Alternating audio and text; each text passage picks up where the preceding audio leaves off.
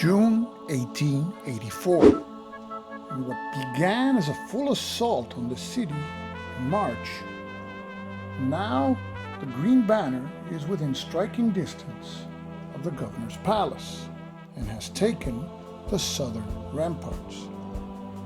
Gordon still has considerable forces, even though he has suffered some losses, but Stuart is back in the fray. The city still has resources, but these are starting to dwindle. City morale is still high.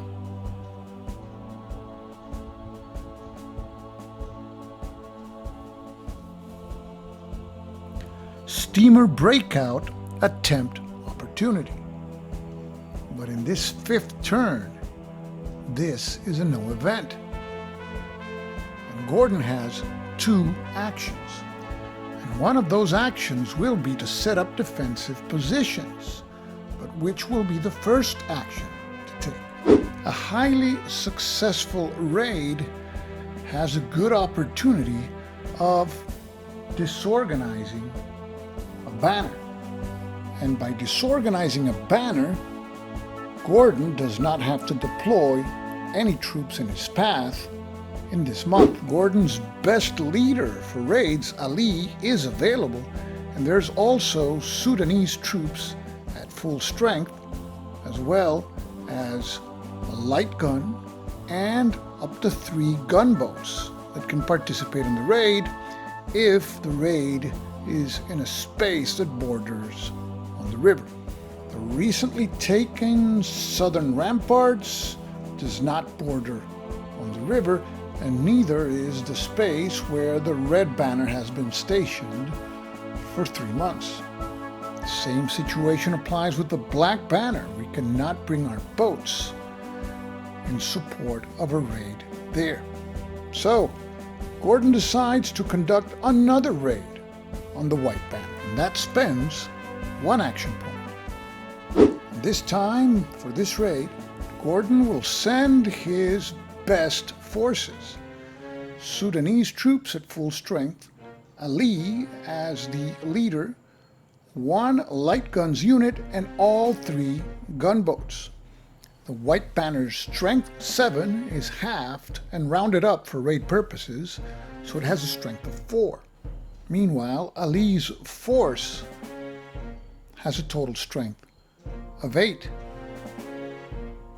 And because city morale is still high, the raiders' strength is increased to 9. Resources are at 23, and the raiders could use 1 resource point to increase their strength by 1 more point. But the level of resources, once it reaches 18, will cause a -1 die roll modifier. So Gordon passes on using resource points to augment his strength. So on with the raid, and we roll 2d6. This time the roll is an 8 plus 9, 17, -4, 13. Outstanding success. I love when a plan comes together. Resource points are increased by 2, and now they're at 25. And the banner is disordered, and we take a look at the next banner activation card. So the White Banner is disordered. It will not be moving in the upcoming banner activation phase. And we can take a peek at the next banner activation card, and that will help us set up a defensive position. And that card activates 2 banners in order. First, the White Banner, which is disorganized and will not activate, and then the Green Banner, which is the closest to the governor's palace. And finally, we increase city morale by 1. And now city morale is at 14. The successful raiding force returns to Khartoum. The Sudanese are used, as well as the light guns that participated in the raid. However, Ali and the 3 gunboats are available for use. Having conducted a raid, now we come up with a big decision. Only the green banner will be activated because the white banner is disordered. And with this information, we could launch a sortie against the green banner, but we would not be able to use our gunboats. Or we can wait for the green banner to fall upon Fort Bury, in which case we would have the defensive strength of the fort, which is 2 plus the added fortifications 3, and we could beef up the fort's defenses with troops, guns, and our best leader in defense, which is Stuart. Also, conducting a sortie would use up 2 of our resource points. So, Gordon decides to set up defensive positions. We can set up to 4 troop units in an area. So, we set up 2 Egyptian, 1 Sudanese, and 1 Bashi Bashuk unit, all at full strength, commanded by Stuart, and with 3 light gun units. This is a formidable force indeed, with a defense strength of 10.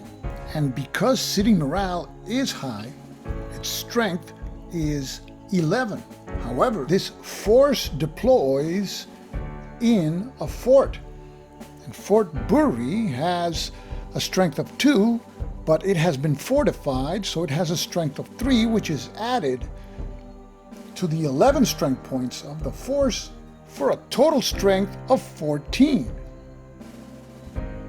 And now the banner is activated, and the green banner appears to be headed into a world of pain. We roll 2d6. It's an 8. 14 plus 8, 22, minus 6 is 16. An outstanding success. Rule Britannia. The Ansars were repulsed with heavy losses. The banner is disordered, and its strength is reduced by 1, and it moves back 1 area. So the banner is disordered, and it moves back 1 area into the open ground in space number 5. And the eastern ramparts have been recovered. And we increase city morale by 1. And it is at its highest level. We return our victorious heroes to the display.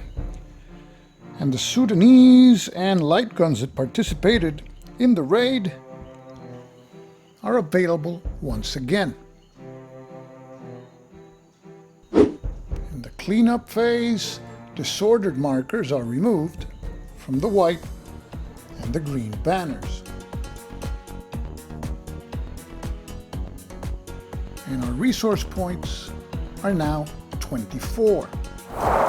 Banner activation cards are reshuffled once again.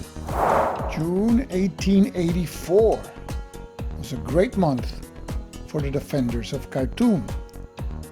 They had a very fruitful raid which laid out the plans of the Mahdi's banners for that month and enabled the defenders to set the ambush at Fort Bury. So Gordon was very fortunate. Will that luck hold out? Stay tuned for the next episode of The Lion of Khartoum. This is Stuka Joe, signing off for now. Thanks for watching.